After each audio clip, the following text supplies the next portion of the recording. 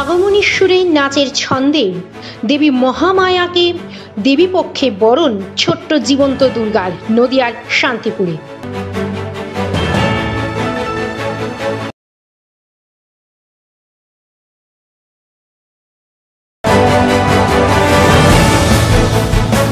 আশ্বিনের শারদ প্রাতে বেজে উঠেছে আলোক মঞ্জির। মা আসছেন।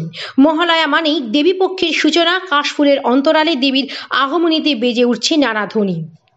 ফুলের অনন্য শোভা ছোঁয়া যেমন শোভা পায় শরতের আকাশে, ঠিক তেমনি নদিয়ার আকাশে বাতাসে সেজে উঠছে মহালয়ার অনন্য নিদর্শন। মৃৎশিল্পীদের হাতের ছোঁয়ায় গড়ে উঠছে দেবী চণ্ডিকা। মহামায়ার রূপে অসুর সংহারী আগমনী দেবীর। মহালয়ার শুভ দিনে দেবীর অনন্য রূপকে নিজের মধ্যে ফুটিয়ে তুলে মহালয়ার সঙ্গীতে অনন্য শিল্পকলা তুলে ধরল ছোট্ট রূপকথা।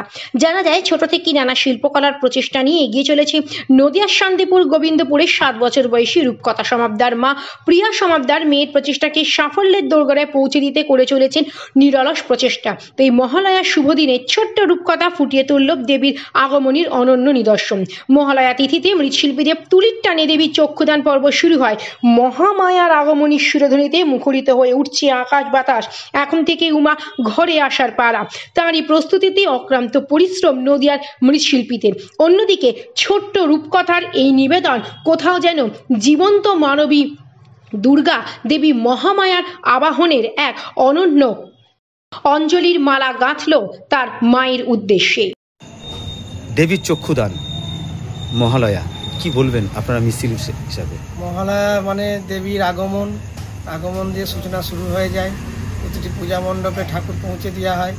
আস্তে আস্তে ঠাকুর নিয়ে যায় পূজা মণ্ডপের কর্মকর্তারা। সেই দিনকে আমরা চক্ষুদান করে থাকি।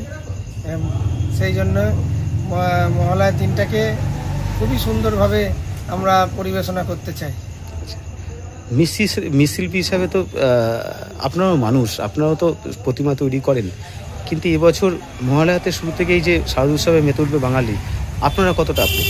আমরা তো আশাবাদী আছি। মহালয়া থেকেই নানান জায়গায় নানানভাবে মন্দিরে বা পূজা মণ্ডপে ঠাকুর পৌঁছে যাবে। সেইখানে উৎসব শুরু হয়ে যাবে। কোথাও আবার নতুনভাবে যেসব পুজো চালু হচ্ছে তারা নতুনভাবে পুজোটাকে আনন্দ অনুষ্ঠান শুরু করবে। এই হচ্ছে না। ছোটোবেলায় তো একটা সময় দিন কাটিয়েছেন, ঢাকের কাঠি যখন বাজতে শুরু করে তখন তার মন ধরে রাখতে পারেন না। এখন তো বয়স বেড়েছে, কতটা আপ্লুত? আগে ছোটোবেলায় যেটা ছিল সেটা এখন আর নেই। কারণ ছোটোবেলায় ঘুম থেকে উঠেই আমরা পটকা ফাটাতাম এবং পূজা মণ্ডপে গিয়ে দেখতাম ঠাকুরের কতদূর কী হয়েছে, চক্ষুদান হয়েছে কি শাড়ি পরানো হয়েছে। সেটা আর মানে আমরা নিজেরাই ঠাকুর তৈরি করছি। এখন আমাদের মনের মধ্যেই সেই আবেগটা ধরে রয়েছে।